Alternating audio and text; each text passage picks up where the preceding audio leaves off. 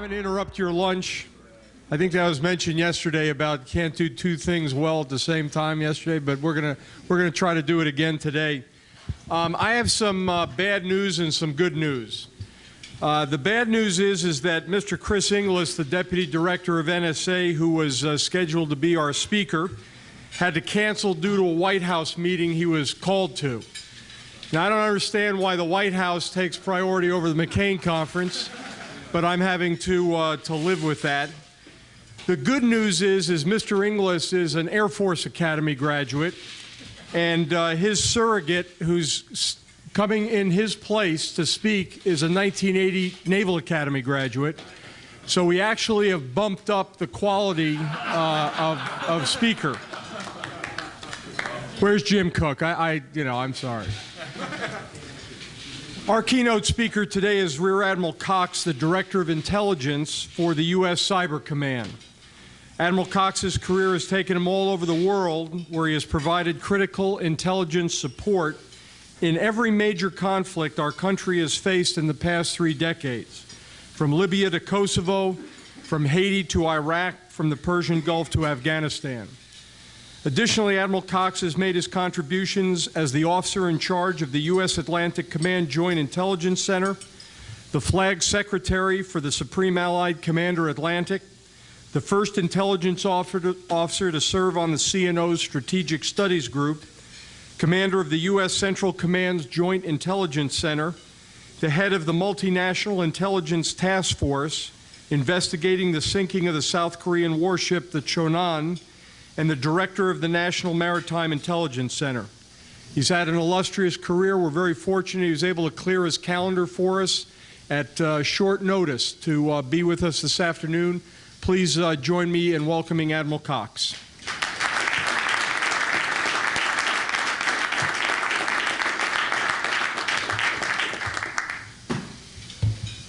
Good afternoon, ladies and gentlemen. On behalf of my boss, General Alexander, I'd like to thank you for this opportunity to come to you here and speak. I apologize for my voice. I was homesick yesterday, which made me the ideal candidate to relieve Chris. In Chris's behalf, he really wanted to be here because although, yeah, he is an Air Force Academy graduate, he did participate in the hostage exchange program for a semester, so he actually has been here before. Let me, you're getting the third string here, but I am a Naval Academy graduate. I probably will never become one of the distinguished graduates. I would say that my biggest claim to fame here is I think I have the record for the most time spent over the wall legally of any midshipman. I did a project my senior year where I left here every day at 5 in the morning, went to Washington doing research, then in the evening went to my fiancee's apartment in Georgetown and studied, and then got back here at midnight. So that was my first-class year, which may also have contributed. My other claim to fame is I think I know I'm tied for the least amount of demerits of any midshipman in history. But that said, it's indeed a great pleasure for me to be here. I do want to, I think I'll start off by giving, the task was to talk a little bit about cybercom and the threat, and then some how ethics and things relate to cyber warfare. So what I'll do is I'll start with a little bit of overview of Cyber Command. I think this is a more informed audience than some of the others I have been to recently, but just to level the playing field. U.S. Cyber Command is a joint sub-unified command, currently falls under U.S. Strategic Command, although that's expected to change. The Joint Chiefs of Staff is recommending to the President that Cyber Command become its own unified command on the same level of Pacific Command or European Command. It's headed by a 4-star Army General, General Alexander, who's a military intelligence officer. General Alexander is also the director of the National Security Agency in one of his other hats. The mission of U.S. Cyber Command is basically threefold. One is to operate the Department of Defense networks and we do that through our service components, Army, Air Force, Navy, Marine Corps, and also in close partnership with the Defense Information Systems Agency, and we also partner with the Coast Guard as well. One of the critical factors of our relationship is the combination of Cyber Command, which is a DoD organization, and National Security Agency, which is both DoD and National Intelligence Organization, which comes with some different authorities and ability to do things that we don't have in Cyber Command. And it's our view that's the interrelationship between the intelligence capability that principally NSA provides, but other organizations as well, that gives us any hope of being able to actually do defensive or offensive operations. So our other two mission set is defend the Department of Defense networks, which is restrictive in the sense that the mission of DoD is to defend the nation, but our mission in Cyber Command is defend DoD networks. Now, from my kind of parochial aspect of it, I kind of look at that as telling the Air Force that they can only defend their airfield, and then as you watch the enemy bomber head downtown, you go, well, I hope the fire department's got that under control because we can't do anything about it. The third mission is to be able to, when called upon, conduct offensive operations, and those would only be directed by SecDef or higher authority. One of the important aspects of U.S. Cyber Command was to try to combine some cultures which historically have been, in many respects, separate and distinct, which causes significant coordination issues. One of those cultures is the folks who operate the network, who are just trying to get the information from point A to point B without getting clubbed upside the head by the Admiral. And then there's the defenders of the network, whose historic mission was to make the first group's mission hard by instituting, 14-character hard passwords that no one can ever possibly remember.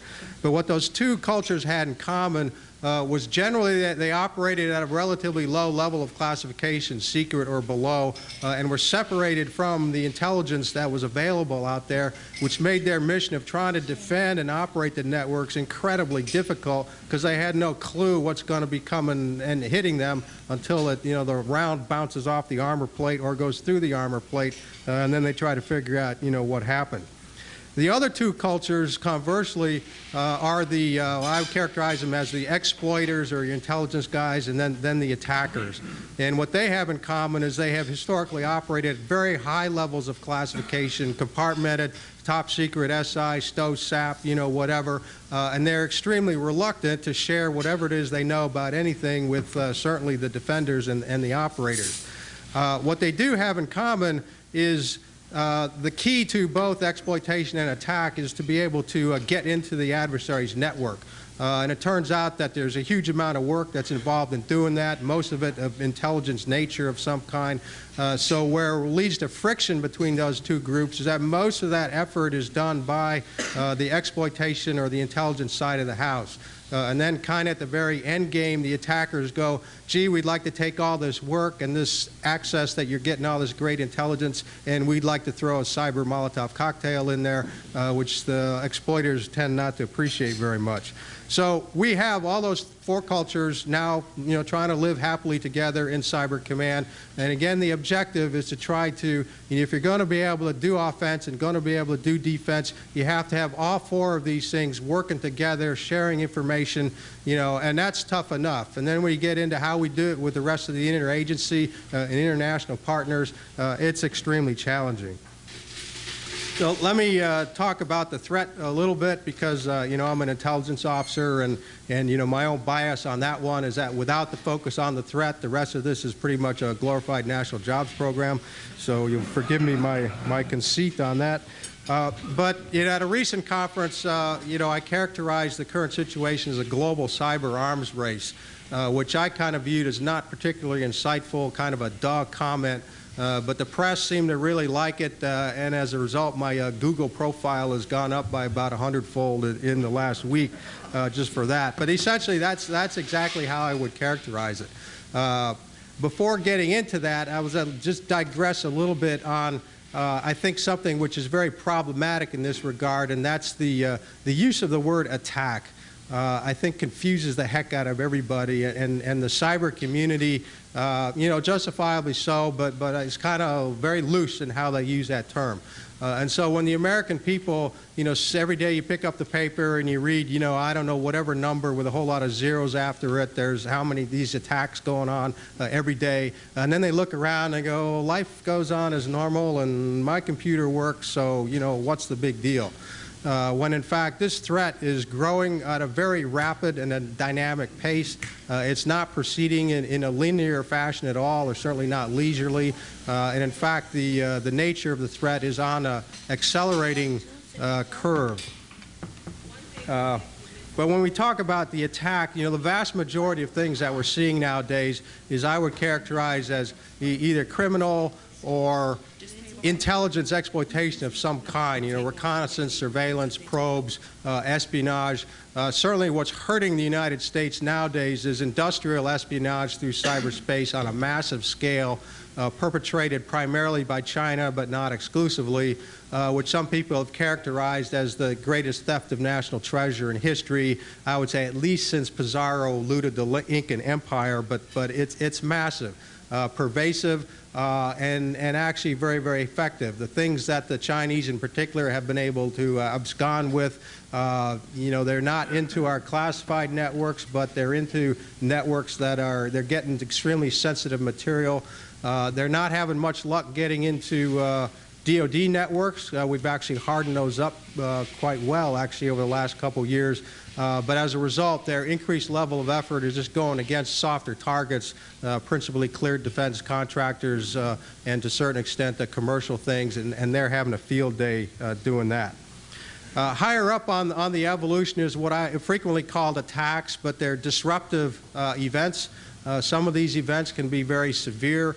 The country of Estonia in 2007 experienced an extreme disruptive event blamed on Russia, but actually initially perpetrated by ethnic Russians inside Estonia. So it was actually an internal Estonian issue, which goes to some of the issues later on. And then Georgia suffered a significant disruption event in 2008. Which was done mostly by Russian political hacktivists, if you will, and done in a way that made it look certainly that it was very closely coordinated with Russian military operations against Georgia. The exact proof of that is still lacking in any forum, but you can probably figure that one out. But there was non-state actors, if you will, working on behalf of a state actor that carried that out. And then we get the level that I think is most concerning, certainly to my bosses, as we're developing the destructive attack tools. And those are what I would characterize as an actual attack. And there's numbers of gradations of that. There's attacks in the sense that you get into networks and destroy large amounts of important or sensitive data. That, to my mind, is clearly attack. And then you go up to the next level where you actually break or destroy, or brick, I think is the term my cyber guys, tell me, computers. And then the next level above that is where you're using cyber to get into something else. And Stuxnet was an example of that, although I agree with how it got into the network. But you have a cyber event that causes machinery or something to have asynchronous vibrations or whatever. Basically, you cause things physically to be destroyed. And that destruction can be severe in itself and could also be potentially lethal in how it takes place. Our command brief has an example of an accidental cyber attack in Russia a couple years ago. I want to say it's the Sheremetyevo Dam. I wouldn't swear to that was the name of it. But they had like 9 turbines in the dam. They took one offline for maintenance. Some doofus somewhere forgot to tag it out. And someone from a remote-like cyber, turned it on because they needed more power, which caused the turbine to catastrophically destruct and resulted in the destruction of 8 of the other turbines and killing about 70 people. So when you're talking about, the things that cyber could do if you chose to do that on purpose, certainly. I would argue that, trying to do something like knock out the entire internet or turn off the power to the entire United States at one time. That significantly exceeds the capability of any cyber actors out there right now, which the press immediately glommed onto and said, Admiral downplays, threat. And they left off the rest of it, which was, but there's a whole lot of other things they can do to us that will cause significant and severe damage. I would say if you can take down the power for a city like Minneapolis for a week in the middle of winter, you won't have as many deaths, but you will have some as a Katrina event, but you could have something with that scale of disruption and certainly political impact. Or if you did a major U.S. city in the Sun Belt in the summer or something, if you turn off the traffic lights, people are going to die. So, these things could actually be very, very serious. And those tools that are being developed, that kind of work, are increasing in sophistication very rapidly. We saw the exploitation going on pretty much till about 2005 time frame, the advent of a rapid increase in disruptive tools, and then over the last 2 years or so, the attack tools. And what gets General Alexander's attention is that we have a good idea of what we can do offensively in cyberspace.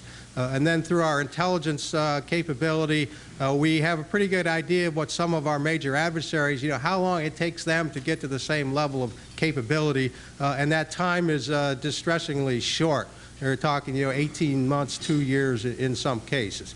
So, when I characterize it as a cyber arms race, that's exactly it. Every country in the world has got some cyber program, whether they're just operating computers. More and more of them are into exploitation. Most of those countries, fortunately for us, are using that capability against their own people. But that's something that's not lost on civil liberties folks here, and increasing number of peoples with the attack tools. Now, the good news on the cyber arms race is that that's not like battleships or stealth bombers. It's not going to bankrupt us to stay in the race. But the bad news is it doesn't require a big industrial base for someone else to catch up very rapidly. All you need is the appropriate application of, brain power, computing power, and willpower, and adversaries will catch up pretty quick. So I think that should give you a broad overview of the threat. For dealing with the ethics in cyber warfare, I admit I was a history major here, but I was not a philosophy major. So, I'm not really into the esoterics of ethics and things like that. I tend to look at it, kind of the two things that really determine, what we do here, that if you trace their roots back, are founded on various ethical principles, and that would be one, the law of armed conflict, and the other one being the Constitution of the United States. And back in 2004, after my wife got out of the Navy and started her second career, she was at Georgetown Law School, and she wrote her seminar thesis paper on cyber warfare and the law of armed conflict. And I grabbed that paper last night and was kind of dismayed to see that, it was basically a long list of unanswered questions, and that pretty much remains true to this day. One of my objectives in, the taskings in this thing was, well, what are these things that you have solved? And I couldn't think of any. But the challenges are significant. From the law of armed conflict, without going into great details on that, that's obviously, body of generally internationally accepted law, some of which codified in treaties and things like the Geneva Conventions, but generally dealing with, minimizing unnecessary damage or deaths to civilians and civilian infrastructure.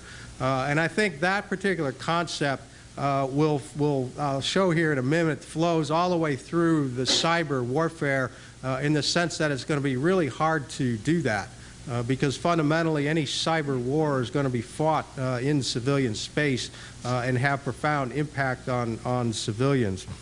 So let me start with talking about the offensive piece yet. This doesn't help if I can't actually see the I would start off with kind of a generic, thing that when you live in the biggest glass house in the world, like the United States, you got to be really careful about starting to throw rocks at other country, no matter how shiny and neat those rocks are, because even folks on the low end of the spectrum are going to throw some crude rocks back, and when your defenses are the way they are in this country, those rocks are going to hurt. So any offensive cyber operations are likely for the foreseeable future to be conducted only with the greatest of care, with a credible amount of oversight, only with the authority of the very highest level of the U.S. government, and most likely in some type of grave or in extremis situation, which will significantly constrain, certainly what you can do. But I would say, looking at the present state of the environment in offensive operations, is like if you're an adversary, and you want to go against, for example, the United States, and you want to conduct, basically unrestricted cyber warfare against undefended or poorly defended civilian targets, and you don't care about collateral damage, you don't care about fratricide or too much about stealth, and you're willing to accept a kind of haphazard, you're not quite sure how this is going to turn out, that's relatively easy to do, or certainly comparatively easy. It's not easy, but it's comparatively easy to do. And that's why I would argue, and my boss would argue, that the United States is significantly vulnerable to that kind of attack. But if you want to do precision strike against military targets in cyberspace, with a high degree of certitude that you're going to do what you intend to do and not do what you don't intend to do, and you care about fratricide and stealth and things like that, that actually turns out to be incredibly difficult. The amount of intelligence, the number of people with specialized expertise in order to just do the planning for that, the actual execution is relatively simple, but the intelligence piece and then the tool development piece, because you got to have well-crafted tools to make sure that this thing isn't going to boomerang back against you at some point. So my bottom line is that trying to get into things like classified military networks or weapon systems kinds of things generally involve either some type of human-enabled technical penetration or some other means to jump an air gap, which again makes that very difficult, time-consuming, and whatnot. So even if we are able to do that and execute it to perfection against an adversary, the adversary most likely won't be able to do that against us, and their response is going to come back at us against softer civilian targets. So if we initiate, stand by for this to escalate into a cyber warfare that affects the civilian space.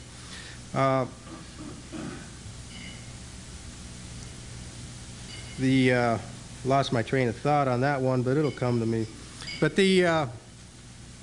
okay, so let me shift gears a little bit now to the defensive side of the equation, which is equally problematic. The first part, I'll start off that one of the things that make this very difficult is that the constitutional issues, if you will, are not trivial. They're very significant. In the circles that I run in, where we look at the threat every day and we're going, holy crap, it's like we got to get on with this. There's a tendency, we look at the civil liberties issues and we tend to call them privacy guys and equate them to tree huggers and whale lovers and things like that. But these are actually profound constitutional issues. I mean, as a military officer, I took an oath to support and defend the Constitution of the United States and not subvert it. And one of the factors that I think is very much on the American people's minds who care about this is the lack of understanding or frankly the actual lack of real oversight mechanisms that are capable of still being strong, which is absolutely necessary because the Founding Fathers understood that a system of checks and balances is required. Oversight in this realm was necessary. Many of these countries around the world are using this capability against themselves. The cyber is a bonanza for Gestapo wannabes. And a lot of the countries are doing that. So the potential that our capability in our country could potentially someday get put to evil use is real without ironclad oversight. And right now we don't have a process that can keep up with the speed and the volume that's necessary in order to deal with a threat. So generally this is kind of looked at as a balance between civil liberties and security.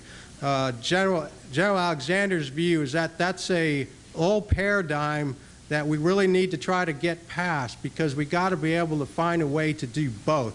We're going to have to get past the point of, agreeing to disagree about this, because the nature of threat is increasing so fast, so greatly that you may wind up losing your civil liberties down the road, because the next cyber attack causes the gross overreaction where people give away their liberties in exchange for what they're hoping will be security. So we are talking, in my view, potential existential threats in terms of our way of life and what we've come to expect for our freedoms. The other side of the defensive thing is when you're talking about trying to counterattack in cyberspace, and there's a whole list of all kinds of legal issues and things like that that make this extremely challenging. I would think that one of the factors that's at work here is there's kind of a perception that surprised me at first, but as I talk to kind of regular people out there, is that the Department of Defense, if we're involved in defending the networks, hey, they see pictures of us blowing up stuff. And they seem to think that if the military is going to be involved in defending in cyberspace, that we're going to shoot some death ray back down the attack vector and blow up the first computer that was attacking us, that most likely is a hijacked infrastructure, and it'll turn out to be in some classroom somewhere, and we'll fill a bunch of school kids with shrapnel. And they say, well, we don't want the military involved in this at all. And trying to educate folks to say, look, there's all kinds of defensive things you can do, that they're blocking, manipulating, putting stuff into sumps, things like that. There are things that you can do defensively that are not destructive, where you can even go through infrastructure to get at the actual source without the infrastructure in between. Even, frankly, the infrastructure probably didn't know they were being used as an attack in the first place. And you could argue, well, that's because of their own poor security, so they deserve to get zapped. But, that's kind of going against the law of armed conflict. We're trying to minimize unnecessary conflict. So, but when you're trying to determine, well, who do you counterattack against, there's the first problem, which is, attribution, which certainly is very difficult, but not as hard as some people might think. Again, going back to the Gestapo wannabes, is like, unless you're really, really good at covering your tracks in cyberspace, there are other people out there who are even better at finding out who you are and where you came from. So it takes a real high-end capability in order to really be secure against a really high-end adversary. The other factor, and then being able to, how do you know who you're going to actually strike back against? Another issue in defending is well, what's the threshold for what actually constitutes an act of war? Most of the cyber stuff is disruptive. Even if it is destructive, it may very well be limited to just messing with machines and not actually killing people. Although, like I said before, I think it'd be very easy to slip over into that regard. So what's the threshold where UN Article 51 or NATO Article 5 self-defense kicks in? Is it after the Chinese have stolen decades worth of our technological advantage and will use that against us and catch up in a remarkably period of time? Apparently not, because we're not going to do anything against the Chinese, at least in cyberspace.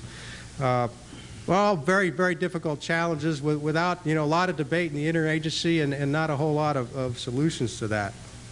The other challenge in defense is a time scale that we're talking about.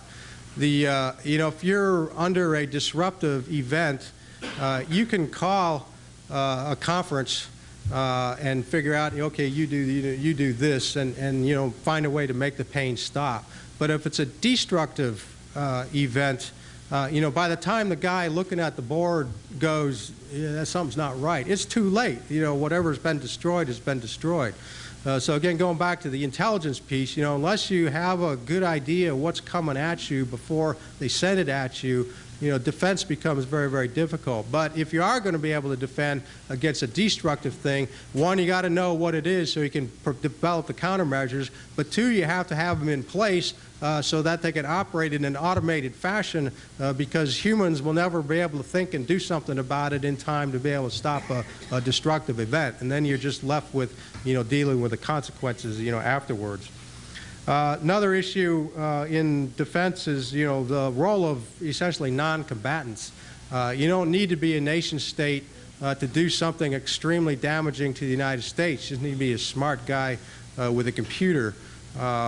And how does that fit in? What's your ability to, if you can't do something against him in cyber, if it is a nation state, you can deter, or you can say, okay, I see your cyber attack, it's working, so I'm going to bomb your butt instead. I'm tired of this stuff. So, there you go. But if you're talking to a hacker or a hacktivist who's doing real damage, how do you get back at that? What's the legal, underpinnings for, how to do something like that?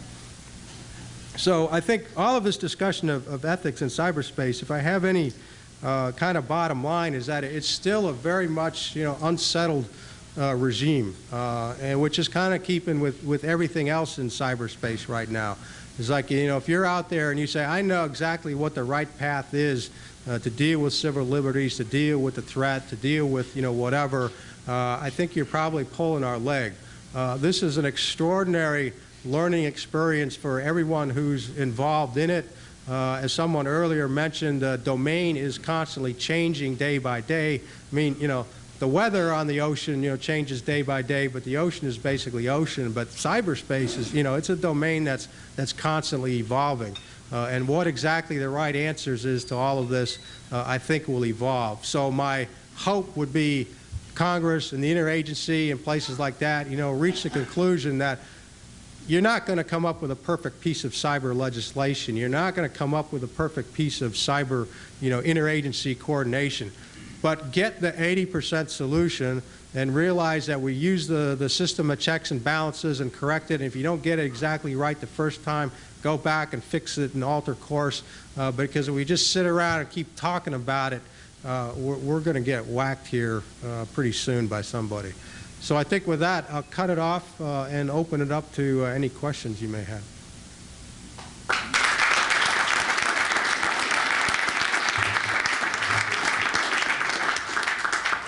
Yes. Sir, I'm Martin Cook from the Naval War College. One lesson that's come through loud and clear through the conference the last couple of days is that the greatest vulnerability is on the commercial side. And yet, Cyber Command is restricted, as I understand it, to defending the .mil side. So who in the government is looking at the broader issue of protection of .com, .edu, the other networks from which are losing data in massive quantities? My understanding is that falls under the Department of Homeland Security, who is, rapidly trying to improve their capability to do that. The reality is that, the real expertise for doing this kind of thing resides in the National Security Agency, along with the capability to do something about it. There's a lot of cyber activity that goes on in the world that NSA can't see, or if it was, they couldn't do something about it. But there is a lot more that they can see that they can't do anything about, and a lot more that they could do about, but they are not allowed to. So and trying to replicate that capability someplace else would be an enormously expensive undertaking of the United States at a time when we simply can't afford it. So the general discussions revolve around finding ways to, making sure Homeland Security and DOD and the FBI and NSA all have, kind of clearly defined lanes in the road, but it's going to have to be a coordinated, cooperative partnership between all those organizations in order to pull this off. And I think General Alexander's vision is at some point you have a national cyber mission force that's kind of like a giant JIADA, like they have in Key West for the drug war, which I also agree that whole thing is futile. But the mission there actually works pretty good in terms of, finding and tracking down, drug vessels and things like that. But the interagency coordination piece of that is a particularly well-crafted and effective thing, and you're going to need something like that in order to operate in cyberspace. So you have shared situational awareness amongst all the different government agencies, shared ability to share data and everything. The relationship with the private sector, absolutely critical. I've been to some of these ISPs, and they see things, they're amazing what they can see. In some cases, they can see things that NSA doesn't see, and vice versa. And if you could, share that information much better, that would be a huge help. Those issues are not trivial. You get into, competitiveness and antitrust and privacy issues, all those kinds of things, legal, liability kinds of issues that make that kind of sharing difficult. But we have to, again, quit agreeing to disagree on that and then roll up our sleeves and start coming up with solutions to doing those kinds of things. Because if you don't do this as the big team cyber, then, we'll just be behind the power curve, forever. Yes? Admiral, you mentioned the offensive and the defensive roles. Would you be willing to share any cybercom perspective on what's termed operational preparation of the environment and any legal or ethical concerns that may involve that? Yeah, I mean, when I, before I got into the cyber domain, I was a real skeptic about this whole, OPE thing, because it's, in terms of what you're doing, the difference between that and exploitation is pretty negligible. It's essentially the same skill set and whatnot. The challenge is that the stuff that's going on in the exploitation side is being done to respond to national intelligence collection priorities. And it's all about getting access into foreign networks for the purposes of intelligence collection. Which is useful, but those that are doing, when that works, those are the things you don't want to mess with because you're getting good intelligence from it. And it turns out that the National Security Agency is completely tapped out, trying to do that kind of work. So if you're going to go against, kind of things that are, from NSA's perspective, fall below what it is they're tasked to do, so for example, Syrian IADs or something like that, or, kind of weapon system, operational, tactical kind of stuff. If you're going to do that kind of getting into those kind of networks and you're relying on NSA to do it, you're never going to get there from here because, so the idea behind, OPE is you create, DOD kinds of cyber expert who their job is not to collect intelligence. Their job is to get into military and weapon systems networks that we can affect and have a tactical operational result on the battlefield as opposed to intelligence collection. And the intel guys will then counter and say, well, you're just looking for a way to do exploitation and not be under the oversight rules and regulations, which are actually pretty stringent. But that kind of, button heads on the exploitation versus OPE, I'm pretty convinced now you got to be able to do both. And the amount of people it takes to do that on both sides is staggering.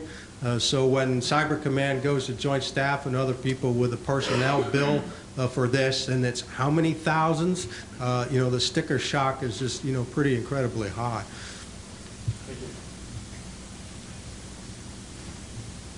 Answered all the questions. Oh, yeah.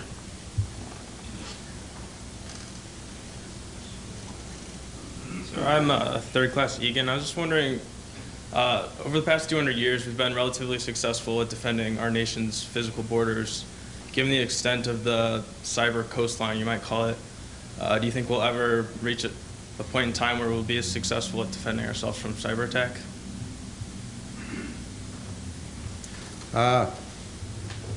No. But we can certainly get a lot better than we are. I think, in this domain, the offense has the advantage.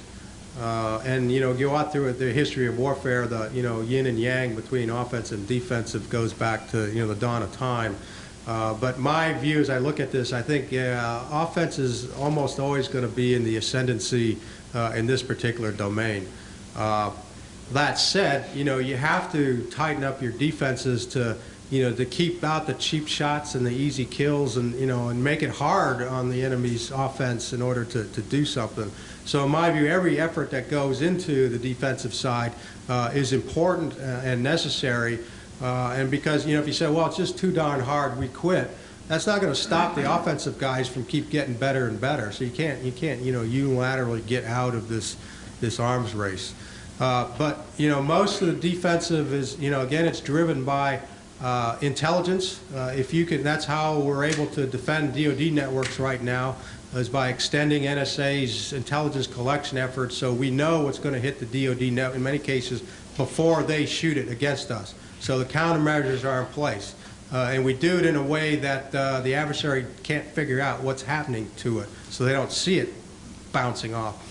But when you get into, you know, polymorphic malware, I mean, the ingenuity of these kind of folks to create things that, you know, stuff that's not signature-based, you know, that's always going to be hard to be able to stop that unless you see it being developed before it's fired at you.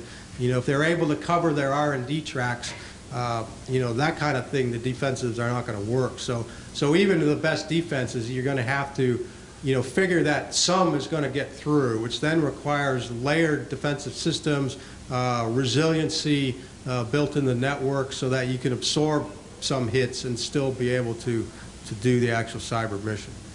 Thank you, sir. And just as a historical note, you know, Japanese, you know, float plane off of submarine did successfully bomb Oregon, you know, during World War II. Used fire bombs to attempt to set a big forest fire. But anyway, so we have been attacked, but not to mention 9/11, of course. But your basic thing is, yeah, we've been pretty successful at you know. Yeah. A follow-on to that excellent question, if I may, Admiral. My name is George Lucas. I'm here at the Stockdale Center. I'm glad you were able to join us. We appreciate it. We've gotten, though, wildly inconsistent reports from leading cyber experts on the offense-defense question. So yesterday, Martin Libicki came in and told us that we were wasting, U.S. Cyber Command, wasting all its time on defense, and we needed to develop our offensive capabilities more. Whereas the day before, Richard Clark told us that we had superb offensive capabilities in the cyber realm, but that we weren't doing anything on defense, and it would be, he in fact compared it to a football team that had a superb offensive line, but wasn't able to do anything much on defense, and thought that would be unworkable, apparently not realizing that that's our strategy here at the Naval Academy, at least has been the last couple of years. So it actually falsified that claim that you know, and supported Libicki. But who are we to believe, and where are we with respect to these, balancing these two? You think? Great. Well, when I was here, our strategy was up the middle, up the middle, up the middle, punt. But that I think is an extraordinary question, a great one, and you know, I haven't been in the cyber business my whole life, you know, either. So I'm reliant on a lot of experts, you know, around where I am. But I also come from this really skeptical, you know, mindset where, one, I kind of hate all systems and don't trust any of them, and so you know, so I don't really know honestly who to trust, you know, either. My sense from having looked at this, you know, relatively in depth is that we actually have had significant success on the defensive side within DoD networks in the last 2-3 years. I did have a previous tour at what was then U.S. or Navy Network Warfare Command, which is now evolved into Fleet Cyber Command, and we had the Navy Cyber Defense Operations Center fell under us. And they weren't doing any defending. I mean, what they were doing was forensics after the event, figuring out how to keep the bad guys from coming back through the same hole, you know, afterwards. But now with the use of tutelage by NSA and the combination of the advanced intelligence, if you will, defending NIPRNet and certainly defending the classified networks, we are having quite a bit of success. You know, and I'd say most of the stuff is not getting through. Things, you know, here and there, occasional spear phishing, you know, but even when some of those things do get through, they don't get back out in many cases.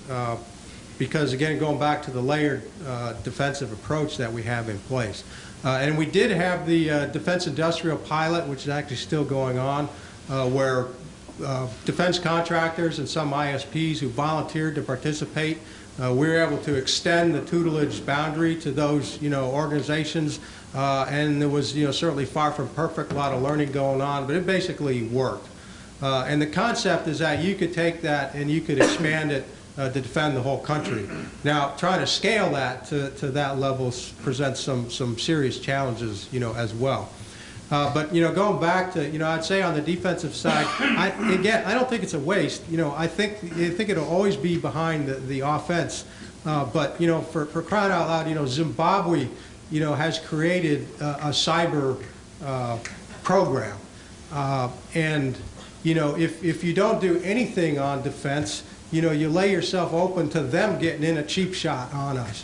So I think you just can't. You got to do both. You just can't sacrifice one for all the other. And again, going back to the offensive side, I mean that sounds good in theory, but I'm living the dream or nightmare, if you will, of trying to get the intelligence to do offensive operations in a way that is in accord with the law of armed conflict, and also actually has some real impact on the enemy, and that's incredibly hard. And so it goes back. Well, if we want to go against the offense against some countries' telephone network and civilian infrastructure, yeah, we can do that. But then we're kind of like World War II, carpet bombing cities and whatnot, and we'd hope we'd gotten past that.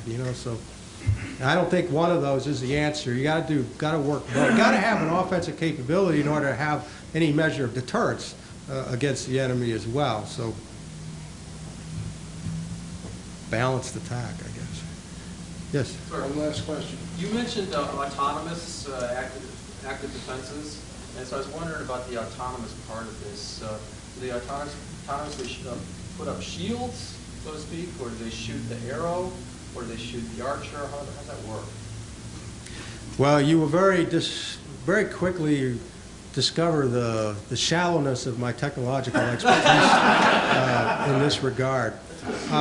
But my understanding is that there are certain, if you know a certain type of malware in advance, you can implement procedures at your gateways that when this thing hits, you go, I know what that is, and then you can block it, divert it, and there are things you can do in cyberspace. People say it travels at the speed of the light. Well, it doesn't. I mean, it's close. But machines, you can do things to get out in front of certain things and divert and and do it in a way that the person who shot the thing doesn't know that it was intercepted or diverted. So I think those are the kind of things that you could have in place, and you could extend that capability out past the current thing that we're doing now, and be able to defend in those non-destructive techniques and put that kind of on autopilot. It'll be a constant, it'll never be done. You'll constantly be updating the signature base and everything with what you discover in the threat environment.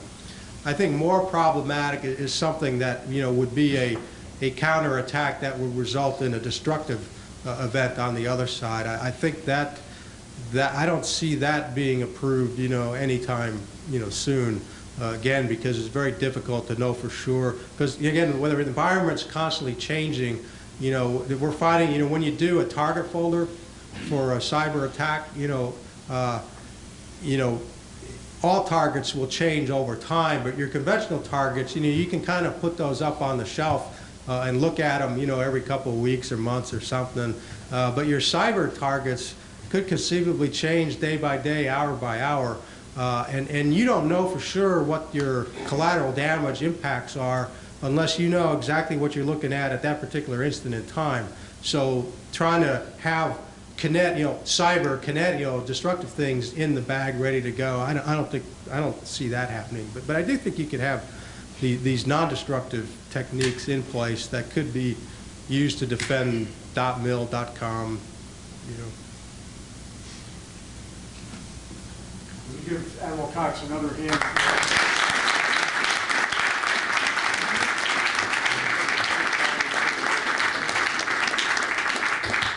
On behalf of the Stockdale Center and the Naval Academy, we have a compass here for you, sir, a moral compass, of course, coming from the Stockdale Center.